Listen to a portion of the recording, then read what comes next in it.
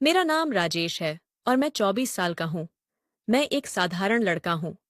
मेरे परिवार में हम दो भाई और मेरे बाबा और मेरी भाई की पत्नी हैं। मेरे बड़े भाई का नाम राकेश है और मेरी भाभी का नाम आशा है। हमारा जनरल स्टोर की दुकान है।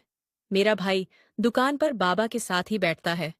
यह उस वक्त की बात है, मैं जब कॉलेज के फर्स्ट ईयर में था। मेरा ध्यान धीरे धीरे अपनी भाभी की तरह होने लगा और मैं भाभी को दुरुस्त बनाने की कोशिश करने लगा।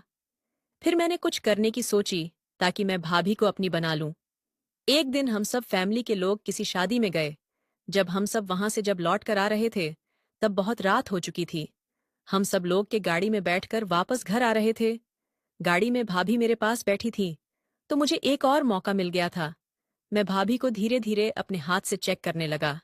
धीरे धीरे सहलाने से शायद उन पर भी असर चल जाए। फिर दूसरे दिन मुझे एक ऐसा मौका मिला कि मेरा भाई जमीन के काम से 3 दिन के लिए गांव गया, तो मेरे को कुछ करने का एक मौका मिल गया। मैंने उस मौके का फायदा उठाने की सोची और मैं भाभी के रूम में टीवी देखने लगा। तभी कुछ समय में मेरी भाभी रूम में आ गई। थोड़ी देर हमने बातें की और टीवी देखने लगे। तभी भाभी बोली, मुझे नींद आ रही है देवर जी। तो मैं बोला, आप सो जाओ, मैं थोड़ी देर में टीवी देखकर मेरे रूम में चला जाऊंगा। भाभी बोली, ठीक है। वह बिस्तर पर लेटकर सो गई। मैंने थोड़ी देर टीवी देखी और मैंने देखा भाभी सो गई है, तो मैं टीवी बंद करके वहीं सो गया और अपने पैरों से हरकत करने लगा। मैंने अपने पैरों को उनके पैर पर रख दिए और अपने पैर को धीरे धीरे ऊपर बढ़ाने लगा। तभी एकदम से भाभी ने करवट ली और उनकी पीठ मेरी तरफ हो गई, तो मैं थोड़ी देर के लिए रुक गया। कुछ वक्त इंतजार करने के बाद मैं फिर से अपने पैरों को बनाने लगा और तो बेटा एक काम कर, सरसों का तेल लगा के उल्टा लेट जा। धीरे धीरे मेरा पैर उनकी के बीच में आ गया।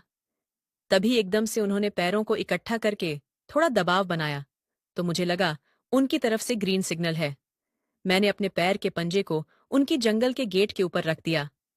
तभी वह एकदम से उठ गई, तो मैं थोड़ा डर गया और नींद में होने का नाटक करने लगा। फिर भाभी बोली, भैया उठो और आप अपने रूम में जाओ। मैं चुपचाप नींद से उठने का बहाना कर उनके रूम से निकलकर मेरे रूम में आ गया। एक दिन निकल गए थे, पर मेरे दिमाग में शैतान बस चुका था। बस, मैं अपनी मन में उठी, शैतानी बुद्धि को शांत करना चाहता था।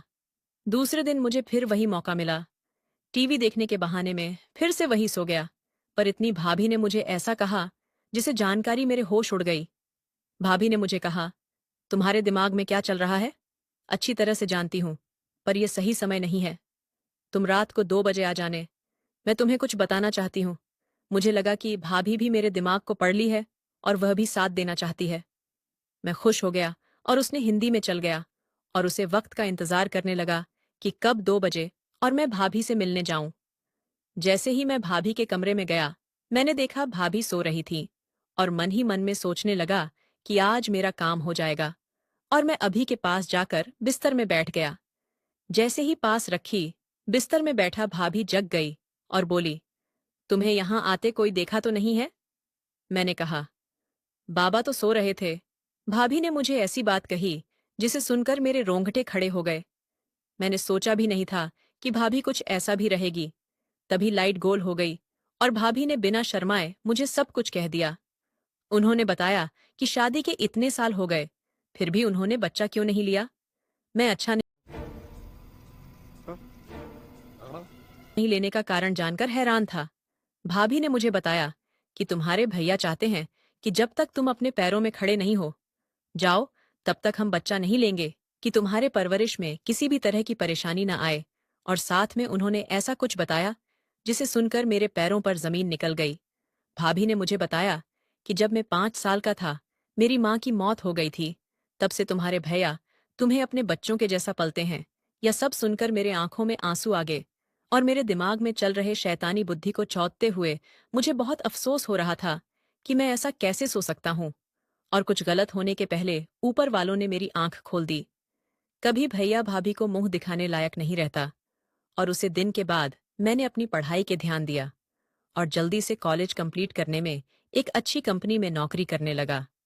फिर कुछ समय के बाद भैया और भाभी के एक छोटी सी मुन्नी परी आई और हमारा परिवार खुशी खुशी बताने लगा